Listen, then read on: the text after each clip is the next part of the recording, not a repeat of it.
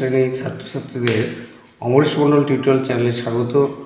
আজকে দেখো রায়মার্টিন প্রশ্নবিদ্যা থার্ড সামেটিভ বা ফাইনাল এক্সামের 8 নম্বর school Krishnanagar government girls high school উত্তর আপলোড করছি।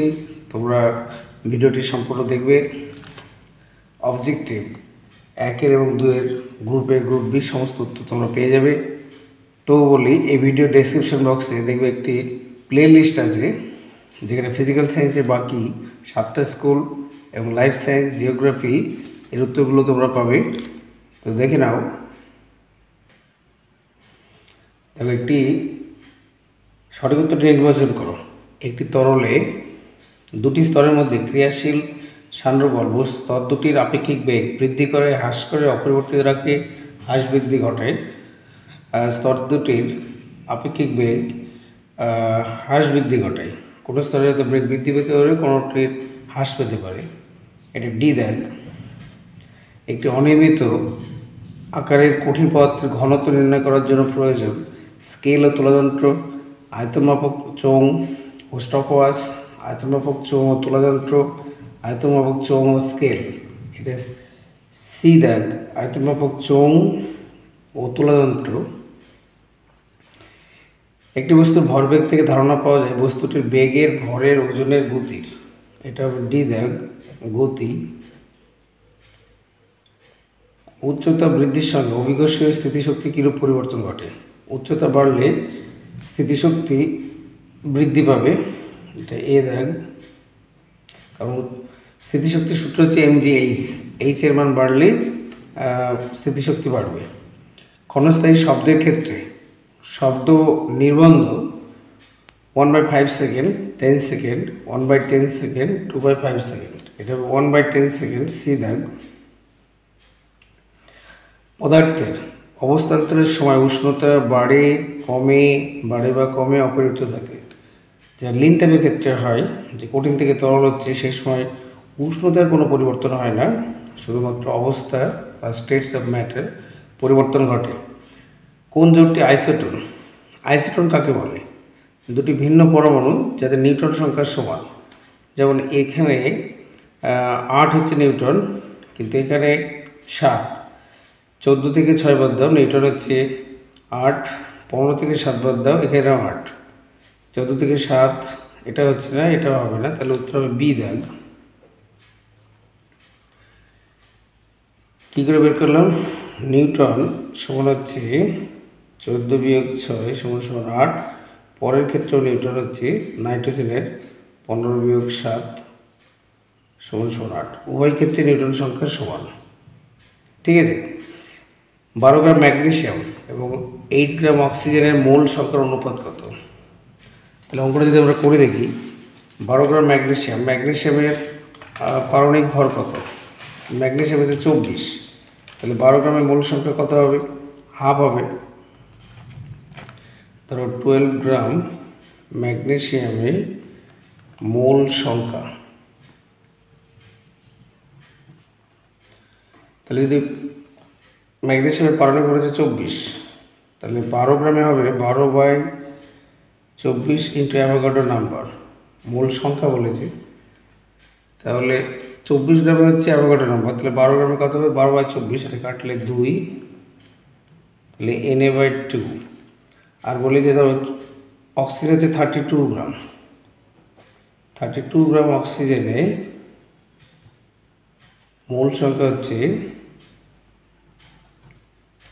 অ্যাভোগাড্রো সংখ্যা Na, তাহলে 1-এ কত, 8 গ্রামে কত? তাহলে 8 গ্রাম অক্সিজেনের মোল সংখ্যা, তাহলে 1 গ্রাম অক্সিজেনের মোল সংখ্যা কত হবে? Na/32। Na মানে অ্যাভোগাড্রো নাম্বার, তাহলে Na/32 ইন্টু 8, এটা কাটলে 4 = Na/4। এবার অ্যান্সার বলেছে যে 12 গ্রাম ম্যাগনেসিয়াম এবং 8 গ্রাম অক্সিজেনের মোল সংখ্যা অনুপাত। তাহলে প্রথমটার অনুপাত হলো বেরোলো মোল হচ্ছে N/A, Na/2 Na/4 সমান Na/2। যদি অনুপাত থেকে তুলে দিই, তাহলে 4/Na, এটা কেটে গেল 2। কিছু নয় 1, তাহলে 2:1 হবে। কিন্তু এখানে বই দেখো অ্যান্সার দেওয়া আছে 1:2, এটা অ্যান্সার ভুল আছে, অ্যান্সার হবে 2:1। একটি প্রাকৃতিক কোলয়েডের দ্রবণের নাম কি? একটি প্রাকৃতিক কোলয়েড হচ্ছে ice cream, cold cream, vanishing cream, রক্ত। ব্লাড হচ্ছে কোলয়েড দ্রবণ, প্রাকৃতিক, আমাদের শরীরে থাকে। একটি ক্ষারকীয় লবণ sodium bisulphate, sodium sulphate, calcium chloride, lead. এখানে দেখো ওইস আছে, ওইস থাকার জন্য এটা ক্ষারকীয় হবে। বেসিক বা ক্ষারকীয় লেড নাইট্রেট, এটা হচ্ছে PbOH কেরোসিন এবং জলের মিশ্রণ পৃথক করা হয় পাতন পদ্ধতি, আংশিক পাতন, বিএজি প্যানেল, ঊর্ধ্বপতন। কেরোসিন এবং জল একটা কঠিন কেরোসিন হচ্ছে জল কখনো মিশবে না, দুটি অমিশ্রণীয় তরল, সেটা হচ্ছে বিএজি প্যানেল। জলকে জীবাণুমুক্ত করার জন্য যোগ করা হয় চুন, ব্লিচিং পাউডার, ফটকরি, অ্যালুমিনিয়াম সালফেট। ব্লিচিং পাউডার, জীবাণুমুক্ত করার জন্য ব্লিচিং পাউডার যোগ করা হয়। বিলীয়মান রং হচ্ছে sodium hydroxide, phenolphthalein, ammonium hydroxide, methyl orange, ammonium hydroxide, phenolphthalein কোনটি নয়? এটি হবে অ্যামোনিয়াম হাইড্রক্সাইড, ফেনolphthalein। যদি অ্যামোনিয়াম হাইড্রক্সাইড, ফেনolphthalein নাও তাহলে দেখবে যে বেগুনি বর্ণ হবে। এবার সেটা তুমি ধরো একটা সাদা জামায় দিলে বা সাদা কাগজে, দেখবে কিছুক্ষণ পর রঙটা থাকবে না, বিলীয়মান হয় বা ভ্যানিশ। কেন হচ্ছে? কারণ অ্যামোনিয়ার উদ্বায়ী পদার্থ বাতাসে মিশে গেলেই যখন অ্যামোনিয়া থাকবে না, শুধু ফেনolphthalein, যেটা বর্ণহীন হয়ে যায়। এবার দেখো গ্রুপ বি, ক্ষুদ্র পরতবিন্দু গোলাকার হয় তরলে কোন ধর্মের জন্য? এটি উত্তর হবে পৃষ্ঠটান। পৃষ্ঠটান। তরলের মাত্রিক সংকেত কি? এখানে জায়গা নেবে উপরে লিখলাম। তরলের মাত্রিক সংকেত হচ্ছে L × T⁻²।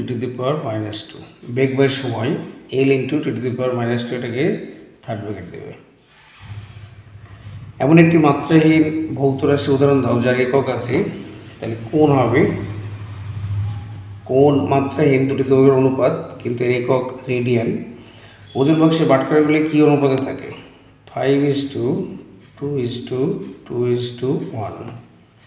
ঘড়ির কাঁটার গতি কী ধরনের গতি? এটা হচ্ছে ঘূর্ণন গতি। গতিশীল কণার সরণ কখন শূন্য হয়? এটা একটু লিখে দেখাই। গতিশীল কণার সরণ যখন বস্তু প্রাথমিক এবং অন্তিম অবস্থান একই হয়, যখন বস্তুর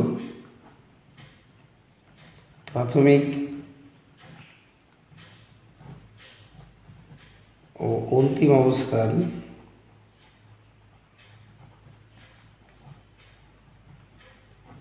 একই হয়, তখন সরণ শূন্য। ঠিক আছে? ধরো একটা বস্তু এখান থেকে শুরু করে এখানে বৃত্তাকার পথে এখানে ফিরে আসলো, যখন প্রাথমিক অবস্থান এবং অন্তিম অবস্থান এক, তার কী হবে? সরণ শূন্য। কোনো গতিশীল করার অতিক্রান্ত দূরত্ব ও সরণের মানের অনুপাত একের চেয়ে কম হতে পারে কি? না।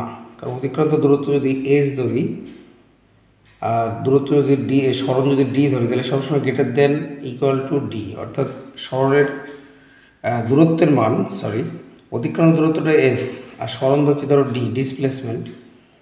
তাহলে যেহেতু দূরত্ব সরণের থেকে বেশি অথবা সমান হতে পারে, একের কম হতে পারে কি? উত্তর হবে না। কম হতে পারে কি? উত্তর হবে না। এসআই পদ্ধতিতে ক্ষমতার অভিকর্ষ একক কি? এটা উত্তর হবে কিগ্রা মিটার সেকেন্ড টু দি পাওয়ার -7, মানে মিটার পার সেকেন্ড। বল ও সরণের মধ্যবর্তী কোণ কত হলে কৃতকার্য শূন্য হয়? যখন আমরা জানি যে W = Fs cos θ, সেই ক্ষেত্রে ধরো W = F × S × cos θ। থিটার মান যদি যাই হোক, সেখান থেকে যদি এই মানটা 0 হয়ে যায়, অর্থাৎ cos 90 ডিগ্রি, মানে sin 90 ডিগ্রি হচ্ছে 1, কিন্তু cos 90 ডিগ্রি যে 0, তাহলে f into S into cos 90 degree যদি হয় তাহলে cos 0 হচ্ছে 1, cos 90 ডিগ্রি হচ্ছে 0, তাহলে এটা চলে আসবে f ইন্টু এস ইন্টু 0 সমান সমান 0। ঠিক আছে, তাহলে এটা পেয়ে গেলাম থিটা কত ডিগ্রি, এটা উত্তর হবে 90 ডিগ্রি। বাদের জলে কি শক্তি সঞ্চিত থাকে, এটা হবে স্থিতি শক্তি।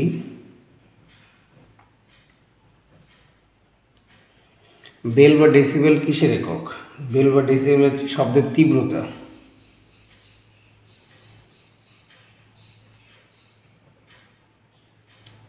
শব্দের তীব্রতার একক। স্টেথোস্কোপ শব্দে কোন ধরনের কাজে লাগে, এটা হবে শব্দের প্রতিফলন। ডক্টর ইউজ করে শব্দের প্রতিফলন ধর্মকে কাজে লাগানো হয়। বায়ুর আর্দ্রতা বৃদ্ধি পেলে শব্দের বেগের কি পরিবর্তন হবে, বেগ বৃদ্ধি পাবে।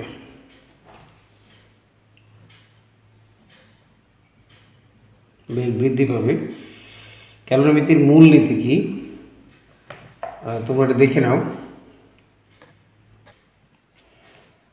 ক্যালোরিমিতির মূল নীতি বেশ বড়, দুটি অভিনব 144 পাতায় আছে। দুটি ভিন্ন উষ্ণতার বস্তুকে পরস্পরের সংস্পর্শে রাখলে তাপীয় সমাবস্থা আসার জন্য তাদের মধ্যে তাপের আদান প্রদান হবে। বেশি উষ্ণতা বিশিষ্ট বস্তুটি তাপ বর্জন করবে এবং কম উষ্ণতা বিশিষ্ট বস্তুটি ওই তাপ বর্জিত তাপ গ্রহণ করবে। তাপের এই গ্রহণ বর্জন চলতে থাকবে যতক্ষণ পর্যন্ত উভয় বস্তুর উষ্ণতা সমান না হয়। যদি দুটি বস্তু এবং পারিপার্শ্বিকের মধ্যে কোনো তাপ বিনিময় না হয় বা দুটি বস্তুর মধ্যে কোনো রাসায়নিক বিক্রিয়া না হয়, তাহলেই শক্তি সংরক্ষণ সূত্রানুযায়ী শীতল বস্তু কর্তৃক গৃহীত তাপ সমান উষ্ণ বস্তু কর্তৃক বর্জিত তাপ। যারা পিছিয়ে পড়া ছাত্রছাত্রী, যারা এত লিখতে পারবে না, তাদের বলবে এইটুকু লিখবে যে দুটি বস্তু পারিপার্শ্বিকের মধ্যে কোনো তাপ বিনিময় না হলে বা রাসায়নিক বিক্রিয়া না হলে শীতল বস্তু কর্তৃক গৃহীত তাপ সমান উষ্ণ বস্তু কর্তৃক বর্জিত তাপ। ঠিক আছে, দেখো পরের প্রশ্ন, জলের বাষ্পীভবনের লিনতাপ কত। ধরো সিজিএস পদ্ধতি হচ্ছে 537 ক্যালোরি পার গ্রাম, কিন্তু এসআই পদ্ধতি উল্লেখ করেনি কোন পদ্ধতি।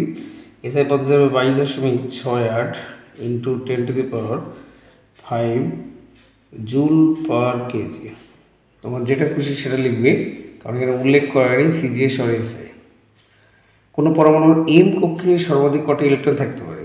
এম কক্ষে স্মল এন হচ্ছে 3, তাহলে 2 ইন্টু 3 স্কোয়ার, মানে সূত্র হচ্ছে 2 ইন্টু n স্কোয়ার, তাহলে 2 ইন্টু 3 স্কোয়ার হবে 18, 3 বর্গ হচ্ছে 9, 9 দ্বিগুণে 18। এম কক্ষে সর্বোচ্চ 18টি থাকতে পারে। সিএল 1737 পরমাণু নিউক্লিয়াসে কটি নিউট্রন থাকে, বিয়োগ করলে পাবে ভর সংখ্যা থেকে পাউন্ডের সংখ্যা 20, 37 বিয়োগ 17 20। সত্য মিথ্যা, বিজ্ঞানী রাদারফোর্ড নিউটন আবিষ্কার করেন, এটা মিথ্যা। একবার খাতা দেখছিলাম, এটা ছেলে লিখেছে ডাহা মিথ্যা, তাই আমি বলবো যে ডাহা লিখতে হবে না, শুধু মিথ্যা লিখবে, কারণ নিউটন আবিষ্কার করেন বিজ্ঞানী স্যাডউইক। 2 মোল অ্যামোনিয়া অণুর ভর কত। 1 মোল অ্যামোনিয়ার ভর হচ্ছে 17 গ্রাম, তাহলে 2 ইন্টু 17 যদি গ্রামে যায় তাহলে 34 গ্রাম। এবার একটা অঙ্ক, 1 মোল এনও এবং 0.5 মোল এনওটার মধ্যে কোনটি ভারী, তাহলে উভয় ক্ষেত্রে অঙ্ক করে দেখে নিই। ধরো 1 মোল এনও সমান সমান, এন হচ্ছে 14, অক্সিজেন হচ্ছে 16, সমান সমান 30 গ্রাম। আর 1 মোল NO2 সমান এন হচ্ছে 14 প্লাস অক্সিজেন 2 গুণ 16, তাহলে 32 আর 14 46 গ্রাম। তাহলে 0.5 মোল NO2 সমান সমান 46 বাই ইন্টু 0.5, তাহলে তুলে দিলাম দশমিক, নিচে কাটলে 2 দিয়ে কাটলাম 23, 23 গ্রাম। তাহলে এই ক্ষেত্রে 23 গ্রাম, আর এনওর ক্ষেত্রে হচ্ছে 30 গ্রাম। তাহলে অ্যান্সার হবে 1 মোল এনও। কোনটি ভারী, 1 মোল এনও। ঠিক আছে, পরের পদে দেখে নাও। দেখো অ্যাভোগাড্রো ধ্রুবকের মান কত। অ্যাভোগাড্রো ধ্রুবকের মান হচ্ছে 6.022 into 10 to the power 23 mole to the power -1। Avogadro সংখ্যার কোনো একক নেই, কিন্তু অ্যাভোগাড্রো ধ্রুবকের পার মোল হয়, মোল টু দি পাওয়ার -1 লিখলাম। দুটি উদ্বায়ী অজলীয় দ্রাবক, তোমার সেটা হবে অ্যাসিটন, ইথার, যে কোনো ইথার, ডাইমিথাইল ইথার, তারপর হবে বেনজিন, টলোইন ইত্যাদি। সত্য মিথ্যা নিরূপণ করো। ম্যাগনেসিয়াম ক্লোরাইড 6H2 একটি উদ্বায়ী পদার্থ, এটা মিথ্যা, কারণ ম্যাগনেসিয়াম ক্লোরাইড 6H2 সংকেতই নেই, এটা উদ্বায়ী পদার্থ নয়, এটা মিথ্যা। হাইপোফসফরাস অ্যাসিড এর ক্ষারগ্রাহিতা কত? এর উত্তর হবে 1। কী করে হচ্ছে দেখে নাও। হাইপোফসফরাস অ্যাসিড সংকেত হচ্ছে H3PO2, এভাবে লিখতে হয় P11O। এটা ওইস, একটা সরাসরি দুটো এইচ যুক্ত থাকে, তাহলে যতগুলো ওইস থাকবে তা সেখান থেকে আমরা অ্যাসিড বলেছি কটা এইচ প্লাস আয়ন দিতে পারবে, যে সমস্ত এইচ ও পরমাণুর সঙ্গে যুক্ত আছে সরাসরি, তাহলে এটা যদি আয়নিত হয় দেবে তোমার P11O, ও মাইনাস, এখানে এইচ হবে, এটা এইচ অ্যান্ড এইচ প্লাস। তাহলে কটা এইচ প্লাস আয়ন দিচ্ছে? একটা। তাহলে ক্ষারগ্রাহিতা কত হবে? 1 হবে। বুঝতে পারলে? তার উত্তর হবে কত? ক্ষারগ্রাহিতা 1। লঘু NOH দ্রবণে মিথাইল অরেঞ্জ যোগ করলে কী বর্ণ হবে? উত্তর হবে হলুদ। আর যদি অ্যাসিড দ্রবণে যোগ করতে গোলাপি লাল।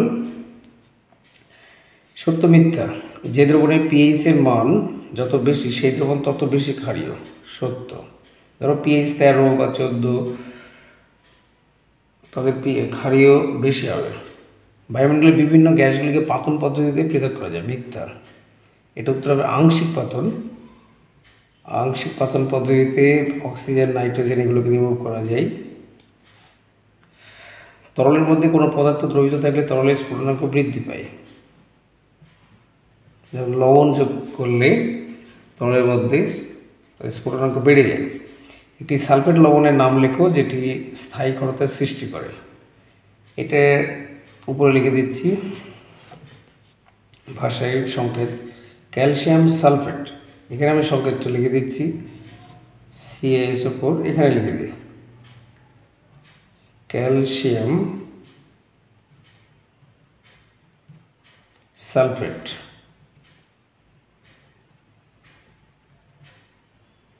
Calcium sulphate. নেক্সট হচ্ছে আয়নমুক্ত জলের ক্ষারতার মাত্রা কত? যেহেতু আয়ন নেই তাহলে আবার 0। 23 সত্য মিথ্যা? আয়ন বিনিময় পদ্ধতির সাথে জলের অস্থায়ী এবং স্থায়ী উভয় ক্ষারতা দূর করা যায়। আয়ন বিনিময়ে জলের স্থায়ী ক্ষারতা দূর করা যায়, এটা সত্য না মিথ্যা? তাহলে মিথ্যা হবে।